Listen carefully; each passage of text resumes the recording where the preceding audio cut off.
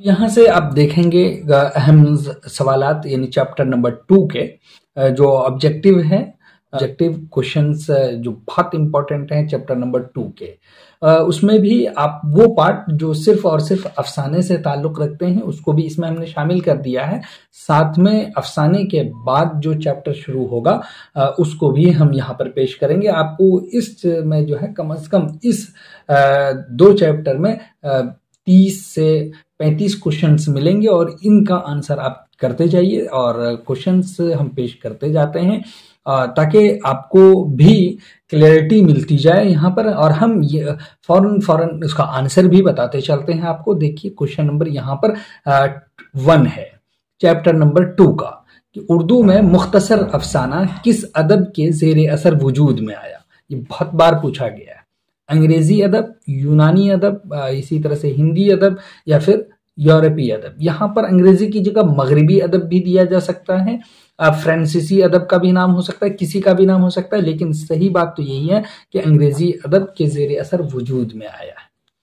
उसके बाद है सवाल नंबर 2 कि अफसाने में बुनियादी तौर पर किस शय की अहमियत है, यानी किसको इम्पोर्टेंस देते हैं अफसाने में। जो भी लिखता है या फिर जो पढ़ने वाला है वो क्या वो मुकालमे को देता है इम्पोर्टेंस, इसी तरह से वहदत तअस्सुर को देता है, या फिर मंजर व माहौल को, या फिर वाक़यात की तफसील को। यानी जो वाक़या लिखा जाता है, जो कहानी गढ़ी जा रही लिखी जा रही है, उसके विस्तृत रूप को किसको देते हैं इंपॉर्टेंस, वहदत तअस्सुर को। बुनियादी शय है ये, इसकी अहमियत है। ऑप्शन 2 इसका करेक्ट होगा। इसी तरह से सवाल नंबर 3 है कि उर्दू के पहले मुख्तसर अफसाने का नाम क्या है। पहले मुख्तसर अफसाने, ये सवाल कई तरह से बनाए जा सकते हैं। आपको वहां पर बस सिचुएशन समझ लेनी है, पूछा क्या जा रहा है। यहाँ पर इस बात को याद रखिएगा, पहले मुख्तसर अफसाने यानी पहला मुख्तसर अफसाना कौन सा है। क्या वो तमाशा है या अंगारे हैं या बेगम नसीर अहमद है या नसीर और खदीजा है। तो यही है नसीर और खदीजा, ये वाला विकल्प आपका सही हो जाएगा। उसके बाद एक क्वेश्चन ये रहता है, ये तो बड़े बड़े एग्जाम में भी पूछे जाते हैं, जो कॉम्पिटिटिव लेवल के होते हैं, वो भी इसमें भी आपका आया है, तो इस वजह से ये पूछा जा सकता है कि तरक्की पसंद तहरीक का आगाज कब हुआ, उसकी शुरुआत कब हुई है। 1932 ईस्वी में या 1934 ईस्वी में या 36 में या 38 में, किस ईस्वी में तरक्की पसंद तहरीक का आगाज हुआ है। तो ये 1936 में, ऑप्शन 3 इसका करेक्ट है। और ये 35 में लंदन में सबसे पहले ये कमेटी बनी थी, वहां पर ये बात रखी गई थी। इसी तरह से सवाल नंबर 5 है कि उर्दू के मुख्तसर अफसाने की तारीख में नए तजर्बों की बुनियाद किस अफसानवी मजमूए ने डाली है। यानी एक ऐसा अफसानवी मजमुआ है जिससे कि अफसाने की पूरी काया पलट गई है। उसके बाद बहुत सारे अफसाना निगार ने अफसाने लिखे हैं, उसी को मद्देनजर रखते हुए उन्होंने पहली दफा अफसाने की दुनिया में मौजू और फन के एतबार से तब्दीली लाई थी। तो उस अफसाने के बारे में पूछा है और उसी को कहा है कि नए तजर्बों की बुनियाद डालने वाला वो अफसानवी मजमुआ कौन सा है। क्या अंगारे हैं या आतिश पारे या सोजे वतन और आखिरी तोहफा, इनमें से कौन सा है। तो वो है अंगारे, जिसको सज्जाद जहीर ने मरतब किया था। इसमें 5 अफसाना निगार थे जिनके अफसाने शामिल हैं। 6 नंबर में है कि उर्दू का पहला अफसाना नवेज कौन है। यानी अभी तक तो पहले अफसाने के बारे में पूछा जा सकता था, लेकिन अब पहला अफसाना नवेज के बारे में कि पहला वो कौन शख्स है, वो कौन सा व्यक्ति या पर्सन है जिसने अब पहला अफसाना लिखा है। सज्जाद हैदर यलदरम ने या राशिदुल खैरी ने या प्रेमचंद ने या बलराज कोमल ने। तो पहला अफसाना लिखने वाला राशिदुल खैरी है आपके निसाब के मुताबिक, ऑप्शन 2 में है और यही करेक्ट है। उसके बाद है एक सवाल के जदीद अफसाना निगारों ने किस चीज से इनहराफ किया है। यानी आप अफसाने की तारीख पढ़ चुके हैं कि सबसे पहले अफसाना लिखा गया, फिर उसके बाद एक दौर आया जबकि नए तजर्बे की बुनियाद डाली गई, फिर कुछ ऐसे अफसाना निगार सामने आए जिन्होंने उसमें अलामत और इशारे शामिल किए। तो उसी के बेस पे ये पूछा जा रहा है कि उनको जदीद अफसाना निगार कहते हैं। उन्होंने किसी चीज से इनहिराफ किया, यानी कोई ऐसा डगर था जिससे हट करके दूसरे तरीके से और तर्ज से अफसाने लिखे हैं। तो उनका क्या किस चीज से किया है, हकीकत निगारी से या अखलाकियात से या समाजियात से या अलामात व इस्तेआरात से। तो उन्होंने इनहिराफ किससे किया है, हकीकत निगारी से किया है, जबकि अलामात व इस्तेआरात को उन्होंने अपने अफसाने में शामिल किया है। उसके बाद है नंबर 8 में कि राम लाल का ताल्लुक किस सिन्फ़े अदब से। एक अफसाना निगार हैं जिनका नाम है राम लाल, तो उनका ताल्लुक किस सिन्फ़े अदब से है, तो अफसाना, मजमून, ड्रामा, नॉवेल, तो उनका ताल्लुक अफसाने से है। अभी हमने कहा भी कि एक अफसाना निगार हैं जिनका नाम ही राम लाल है। इसी तरह से क्वेश्चन नंबर 9 है कि अफसाना नसीर और खदीजा की इशाअत कब हुई है। ये नसीर और खदीजा है, इसकी पब्लिश कब हुई है, 1900 ईस्वी में या 1903 में, 1906 में या 1909 में। नसीर और खदीजा ये अफसाना है, जो पहला अफसाना है ये 1903 ईस्वी में शाये हुई है। अब इसी के से रिलेटेड ये भी क्वेश्चन है, पूछा जाएगा कि नसीर और खदीजा किसका पहला अफसाना है, यानी ये अफसाना जो आप 1903 में शाये हुई है, आखिर ये किसी का पहला अफसाना होगा तो किनका पहला अफसाना है। तो सवाल है, तो यहाँ तो क्लियर हो गया कि ये पहला अफसाना किसी का प्रेमचंद है या जोगेंद्र पाल है या राशिदुल खैरी या सज्जाद हैदर यल्दराम। तो ये है राशिदुल खैरी का पहला अफसाना है, जो उर्दू का भी पहला अफसाना है। तो यहाँ पर पूछा जाएगा, फिर सवाल को बदल दिया उसी को, वह कि ये 3 सवाल एक दूसरे से रिलेट करते हैं, मैच करते हैं। राशिदुल खैरी का पहला अफसाना कौन सा है, अभी पूछा कि नसीर और खदीजा किसका पहला है, यहाँ पे पूछ ले राशिदुल खैरी का पहला अफसाना कौन सा है, महरूम विरासत या तफसीर इबादत या इस हाथ दे उस हाथ ले या फिर नसीर और खदीजा। तो उनका पहला अफसाना है नसीर और खदीजा। अभी ऊपर में हमने यही क्वेश्चन पूछा है। उसके बाद है 12 नंबर में, जो आपके अब चैप्टर से पूछे जा रहे हैं, अफसाने से नहीं, अफसाने जो शामिल हैं हमारे निसाब में उससे, कि सुहेल अजीम आबादी का असल नाम क्या है, सैयद मुजीबुर रहमान या सैयद हबीबुर रहमान, सैयद मुनीबुर रहमान या सैयद जियाउर रहमान। क्या है इनका असल नाम सुहेल अजीम आबादी का, यानी इसका मतलब है कि इस नाम से ये फेमस हुए हैं, जबकि उनका एक असली नाम है जिस नाम से फेमस नहीं हुई, यानी इन्होंने इस नाम को शायरी में और फिर नज्म और नस्र में इस्तेमाल किया है, इसी वजह से इस नाम से पॉपुलैरिटी मिली है, इस नाम को लोग जानते हैं। उनके असल नाम को बहुत कम लोग जान रहे हैं, इस वजह से ये क्वेश्चन अराइज हुआ है। तो सैयद मुजीबुर रहमान उनका असल नाम है। उसके बाद क्वेश्चन है कि सुहेल की पैदाइश कब हुई है, 1911 में, ये हर एग्जाम में पूछा गया है। उसके बाद है 1938 या 1910 और फिर 1912। तो इनकी पैदाइश हुई है 1911 ईस्वी को पटना में, जबकि इनका आबाई वतन भदौल है।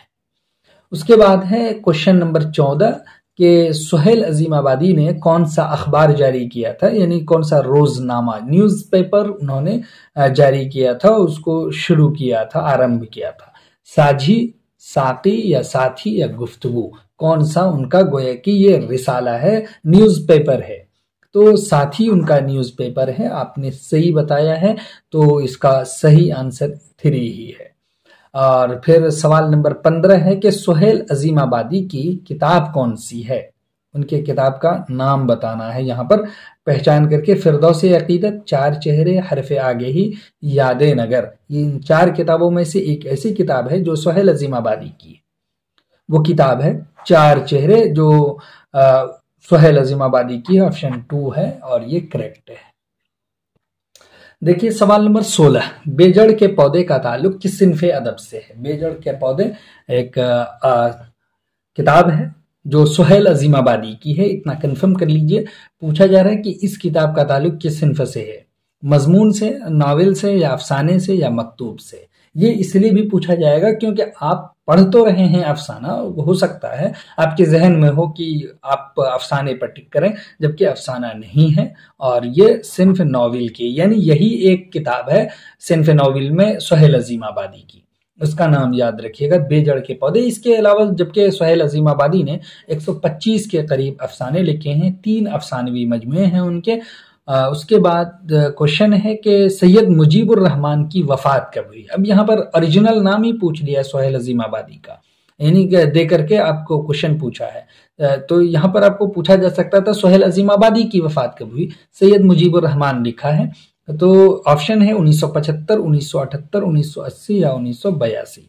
तो देख लीजिए, हम आपको पहले ही बता दें कि 1979 में आपकी वफात हुई है, लास्ट मंथ यानी नवंबर के लास्ट तारीख को, जबकि यहाँ पर 1980 दिया है। आपकी किताब में भी यही है और यही आपको टिक करना, 1980 में वफात हुई है, यानी राउंड फिगर में ये दिया गया है, ऐसा मान लिया गया है। क्वेश्चन नंबर 18 है कि सुहेल का कौन सा अफसाना निसाब में शामिल है। कौन सा अफसाना हमारे निसाब में दिया गया है हमें पढ़ने के लिए? आशियाना, कटी हुई शाख, या फरार, या भाभी जान। तो उनका अफसाना भाभी जान हमारे निसाब में शामिल है। सवाल नंबर 19 है, रुकैया के देवर का क्या नाम है? देवर का नाम पूछ रहा है यहाँ पर। अख्तर है, अकबर है, अहमद या असगर। तो उनके देवर का नाम अख्तर है, जो आपके किताब में 2 से 3 बार ये नाम का जिक्र हुआ है। ऑप्शन 1 इसका करेक्ट हो जाएगा। इसी तरह से सवाल नंबर 20 है, सुहेल अजीमाबादी की इब्तिदाई तालीम किस मदरसे में हुई? यानी आपने बेसिक जो पहल जो आपने पढ़ना शुरू किया, कहाँ से और कहाँ तक पढ़ा? तो आपने पढ़ना शुरू किया और उसी को इब्तिदाई तालीम कह रहे हैं। तो वो आपने पढ़ा है शमशुल हुदा से। ऑप्शन 2 इसका करेक्ट है, जबकि खैरुल वरा और ज़ियाउल इस्लाम या नूरुल हुदा में नहीं पढ़ा है। और एक लफ्ज है यहाँ पर अज़्म, पूछा जा रहा है कि अज़्म की जमा क्या है? आपको भी याद होना चाहिए। अज़्म की जमा ऑप्शन में दिया अजीमत हो सकता है, इसी तरह से आजिम है, इसी तरह से अजाइम और अजीमत है।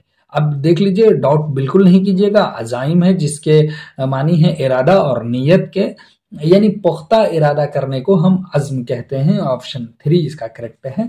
जबकि 22 नंबर क्वेश्चन है कि अफसाना भाभी जान में भाभी जान का नाम क्या है? जो अफसाना आप पढ़े हैं भाभी जान के नाम से, तो उसका कोई एक नाम होगा, तो वही नाम पूछा है। क्या उसका नाम जमीला है, या शमाइला, रुकैया या रशीदा? तो उनका नाम रुकैया है। ऑप्शन 3 इसका करेक्ट है। फिर उसके बाद है सवाल नंबर 24 के भाभी जान का मरकजी किरदार है। भाभी जान का मरकजी किरदार कौन सा है? इस तरह से क्वेश्चन आपसे पूछेगा। और भी दूसरे तरीके हैं मरकजी किरदार पूछने के बारे में। अख्तर है या रुकैया, जमीला या रेहाना? तो इसका मरकजी किरदार भी रुकैया ही का है, क्योंकि हेडिंग से ही आप अंदाजा लगा सकते हैं कि उनका नाम इसी वजह से, क्योंकि उन्हीं को मेन थीम में रख करके कहानी बुनी गई है, कहानी कही गई है। कहानी की बुनत जिसे की जाती है उसी को हम मरकज में कहते हैं, और ये है इसमें है रुकैया। इसी तरह से क्वेश्चन नंबर 25 है कि अख्तर किससे शादी करना चाहता है? कहानी आप अगर पढ़ेंगे तो आप देखेंगे कि अख्तर किसी से, एक ऐसे लड़की है जिससे शादी करना चाह रहा है, तो उसी के बारे में पूछ रहा है कि क्या वो उसका नाम शमाइला है, या रुकैया है, या फिर रशीदा या जमीला? तो अख्तर शादी करना चाहता है जमीला से। ऑप्शन 4 इसका करेक्ट है। उसके बाद है क्वेश्चन नंबर 26 के शम्मी से भाभी ने अख्तर का तारुफ किस तरह से कराया? यानी क्या कहा था अख्तर का तारुफ कराने में, अख्तर के बारे में जब बता रहा था? तो क्या बहैसियत शायर, या बहैसियत अदीब, या बहैसियत मुअल्लिम टीचर, या बहैसियत सियासतदां? किस तरह से उनका परिचय दिया था? उनका परिचय दिया था बहैसियत शायर, कहा था ये हैं मशहूर शायर। क्वेश्चन नंबर 27 है, पूछा जा रहा है इसमें कि अस्पताल दूध की बोतल कौन लेकर जाता था? पहले अस्पताल कहते थे इसीलिए अस्पताल लिखा, जबकि अब बोलते हैं अस्पताल। तो आप अस्पताल भी बोल सकते हैं, क्वेश्चन दिया जा सकता है, लेकिन ये कहानी में अस्पताल लिखा इसलिए यहां पर है अस्पताल दूध की बोतल लेकर कौन जाता था? अख्तर, रुकैया, शम्मी या खालिदा? तो रुकैया ही जाती थी दूध की बोतल लेकर। सवाल नंबर 28 है कि शम्मी कहाँ पढ़ती थी? लड़की है जिसका किरदार अफसाने में है, वो कहाँ पढ़ती थी? कॉलेज, स्कूल, मकतब या यूनिवर्सिटी में? वो कॉलेज की तालिबा थी, कॉलेज में पढ़ती थी। उसके बाद है सवाल नंबर 29 कि शम्मी ने स्वेटर बुनने के बाद बचे ऊन का क्या किया? जो ऊन बच गया था उसका क्या किया था? टोपी और मोजे बुने, या दस्ताना बुने, मफलर या गुलबंद बुने, या जला दिए उसको? क्या किया? तो उन्होंने टोपी और मोजे भी बुन दिए थे। सवाल नंबर 30 है कि रुकैया भाभी की कुल आमदनी कितनी थी? खर्चे की बाद में बात होगी, लेकिन वो उसके पास जो पैसे आते थे एक महीने में कितने, तो वो 250 या 450 या 850 या 1550 रुपए कितने आते थे। तो आपको बता दें कि जब वो कॉलेज में लेक्चरर थी तो सिर्फ और सिर्फ उनके पास 400 रुपए आते थे, और एक ट्यूशन पढ़ाती थी जिसके 50 रुपए मिलते थे, तो 450 रुपए हुए। ऑप्शन 2 इसका करेक्ट हुआ। उसी तरह से सवाल नंबर 31 है, अफसाने से पूछा जा रहा है कि रुकैया भाभी ने शादी के बाद कौन सी तालीमी सनद हासिल की, यानी डिग्री आपको कौन सी मिली थी शादी के बाद। तो बीए किया या एमए किया या पीएचडी की या फिर मैट्रिक का इम्तिहान दिया या मैट्रिक पास किया, क्या कौन सी डिग्री आपको मिली है उसके बाद। तो एमए आपने किया था, यानी बीए पहले आप कर चुकी थी और एमए यहाँ पर किया, क्योंकि उनके शौहर बार बार जेल में रहते थे, तो इस दौरान अपने जी बहलाने, दिल लगाने या फिर टाइम पास करने के लिए आपने ये किया। उसके बाद कॉलेज में लेक्चरर हुई। सवाल नंबर 32 है कि अख्तर भाभी के पास कितने दिन मुकीम रहे, कितने दिन ठहरे, यानी अख्तर का क़याम भाभी के पास कितने दिन का रहा। 2 दिन, 3 दिन, 4 दिन या 5 दिन, तो 4 दिन का ही क़याम रहा, और 4 दिन में उनके पूरे रूटीन को उन्होंने जान लिया, उसको समझ लिया।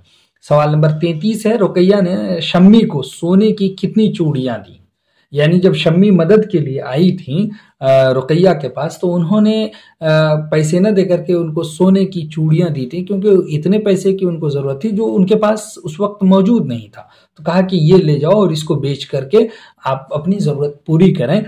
तो उसको उस वक्त सिर्फ यानी 2 चूड़ियां दी थी जो उन्होंने अपनी बेटी रेहाना के लिए बनाई थी। तो ऑप्शन 2 इसका करेक्ट है। इसी तरह से सवाल नंबर 34 है, शम्मी के भाई को किस चीज की फीस दाखिल करनी थी, किस चीज की, यानी कौन सा ऐसा कोर्स कर रहे थे जिसकी फीस अभी तक दाखिल नहीं कर सके थे, नहीं दे पाए थे, तो उसकी फीस उनको देनी थी। तो है एमए या बीए, एमएससी या फिर बीएससी। तो एमए के लिए देना था, उनको फीस देनी थी। ऑप्शन 1 इसका करेक्ट हो जाएगा। सवाल नंबर 35 है, ये मुहावरा दिया गया है और ऐसे मुहावरे आपको दिए जा सकते हैं। तो चेहरा मैला होना, ये मुहावरा है, इसका मतलब पूछ रहा है क्या मतलब होता है।